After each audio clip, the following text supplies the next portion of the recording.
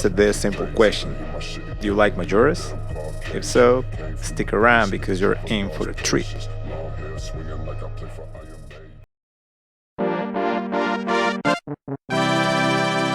what I'm saying?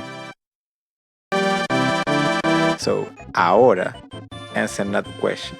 How do you see Majoras nowadays? If you put it in the past, then you probably didn't like it. But now that your IQ is a bit higher, you realize that it's so goddamn cool. But if you just play it nowadays, just like me, then you can't comprehend what motherfucker was treating this game like garbage. It's hella good. That's something I will never fathom, no cap. Yo was tripping back then. But well, it was the early 2000s. Back then, this was reigning supreme. For one, I love MMO than OOT. I ain't saying that I think it's better. I'm just saying that I like it more. We may debate that in another video, but it's so fucked up that this game was treated like this in the past. Just saying that it doesn't live up to the legacy of OOT is so stupid, man. Of course it does. Just because your dumbass ain't able to see beyond Ganon's ass and can't comprehend the magnificence of then damn it, that's your goddamn business. You know what? I already got mad. I swear to God, I can't continue with this bitch. See ya later. Nah, just kidding. A little bit, man. I'm gonna continue for y'all. I don't like, they say your attitude. Yo, it's so unfortunate that this game was treated like this for real. And because of that, we're never gonna see another game just like Маჯора, man. And it's because of them boomers who couldn't see the beauty out of this motherfucker. However, I can't blame them since I don't know what they felt back then with this being at the top of everything. And for almighty God, we probably will never understand. But why don't you let me explain to you what this game is fun as hell, or why you should play it. Of course, the bad's also gonna be a hit. But that's for the second part. So welcome to The Legend of Zelda, Majora's Mask.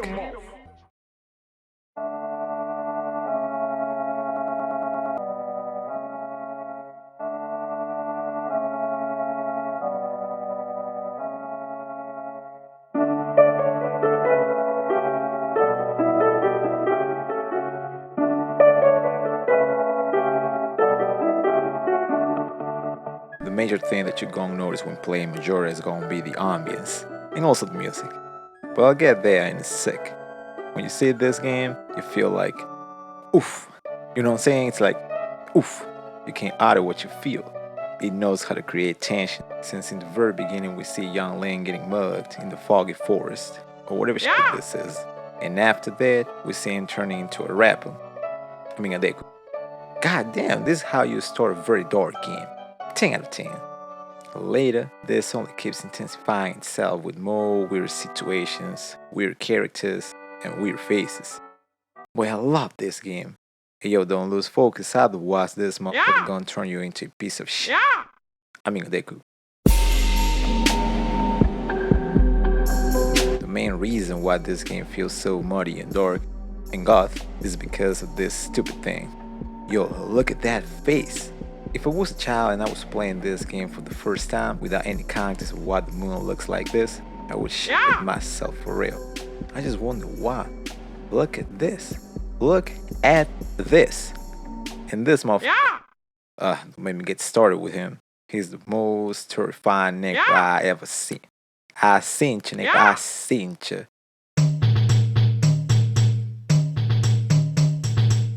But what's most surprising is that nobody ain't worried for it. Nobody. It looks like they ain't got a clue of what's going on. And that's very powerful. First, they're holding a festival and it's been their tradition for so long. And now they see that on the day of the festival, the moon gonna land on Clocktown. But they don't want to notice since their tradition keeps them from seeing the reality. And it's just like, they run away and save their lives, or they stay there and die with what they believe. Holy shit! That's so macabre. And the whole message behind it, man, is sublime as hell.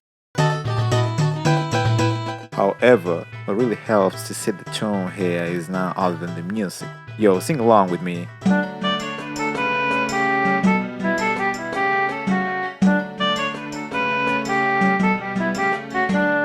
Man, the music. The music, man, each tune, man, each goddamn tune, man, each motherfucking tune. I can't tell how many times I've sung Clock Town even in public, but let me explain why it's so important. Like I said, you see people not caring about the moon and their own existence. They're just scared to have everything done and call it a day. Yo, pretty much like our society nowadays. And this melody helps to tell how carefree everyone around here is. And also, as time goes on, the song starts speeding up as a means of the worry that's growing within the town. They know their lives gonna end in a few hours, but it's way too late for them to get away. So on the third day, you see plenty of them desperate and scared since they will die imminently. There's no way they'll survive. And the tune for this moment is so accurate for sure.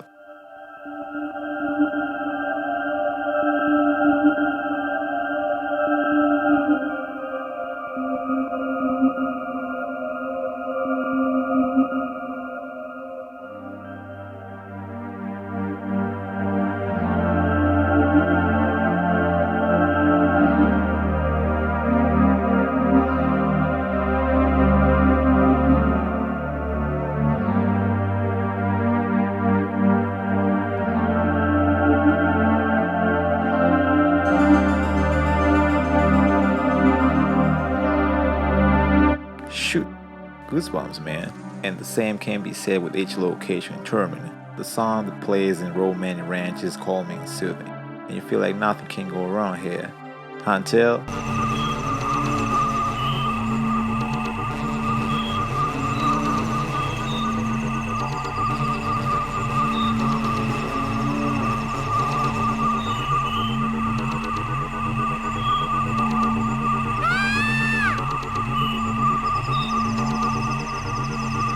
Grey Bass is also very precise and sets the mood for one of the worst bosses ever. But we'll get to that, goddamn.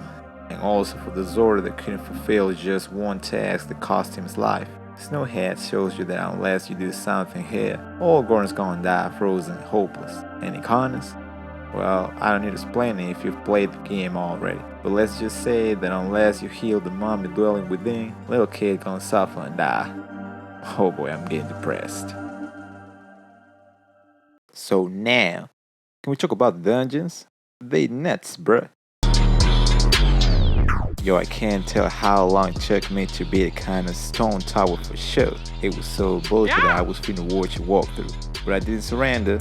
I only lost like 30 years of my life. But I beat it. And just like this one, each one is so mesmerizing, complex, one of a kind, and hella hard. Besides, I understand when people get mad when they bring up the 4 dungeon only statement, because I also would have loved to see more of these dungeons.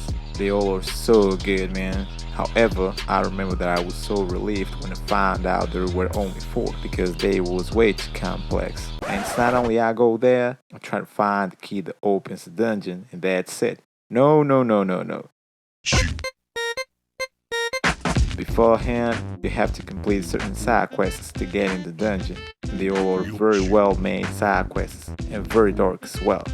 The little kid with her ugly ass father, the Zora that lost her voice and her eggs with her friend dying trying to get them back, this stupid Goron dying very stupidly, and the monkey that's finna get cooked. Yo, this shit is sublime. But hey, you're mistaken if you think that's it. When it comes to side quests, this game has them all. Let me introduce you to one of the most complex side quests ever. Cafe. Man, what a drag it was to find out what to do to complete it. So very well made that you get up to 3 masks here. And you get to see how Cafe and Anju get married and die afterwards. There ain't nothing you can do to stop that to happen. However, this can also go like this. If you forget to do one specific thing in this side quest, then Anju won't wait for Cafe, and this next gonna die alone forever because the moon is about to fall onto them. Yo, just like this, almost each side quest has this amount of complexity. Now let me remind you that this is a side quest. Do you hear that? Side quest. One more time. Side quest. Alright, at this point it's obvious, but let me have some fun with this big old game. The meaning behind it. Death. That's it. Next up. No, just kidding.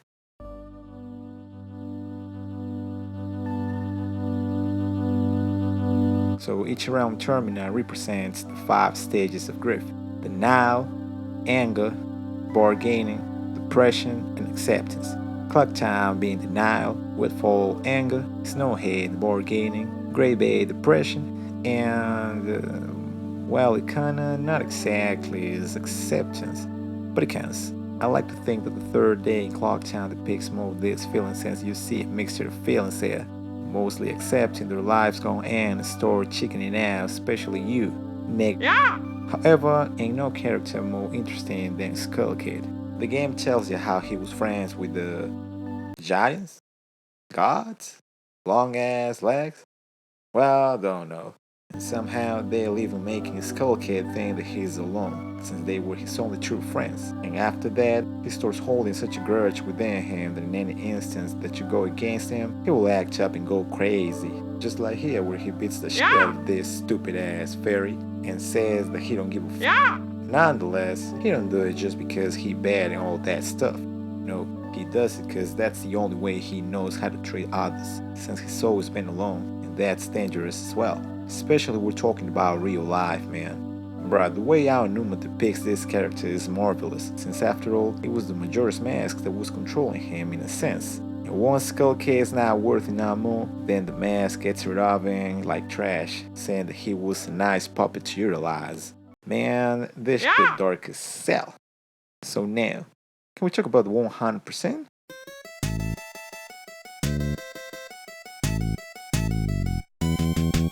Nah, this is way too hard. Next point. Okay. I ain't tripping out here when I say that this is the hardest 100% out of all Zelda games, bruh. Of course, without counting Zelda 1 and 2. Wouldn't count those out here. I challenge you to collect every piece of heart and mask without a guide, man. That shit impossible. But I love it. Man, finally a 100% that is worth it. You see this? Yes sir, the Fierce Deity. In order to get this mask, you need all 24 masks and then go to heaven to get it. It's so cool, man.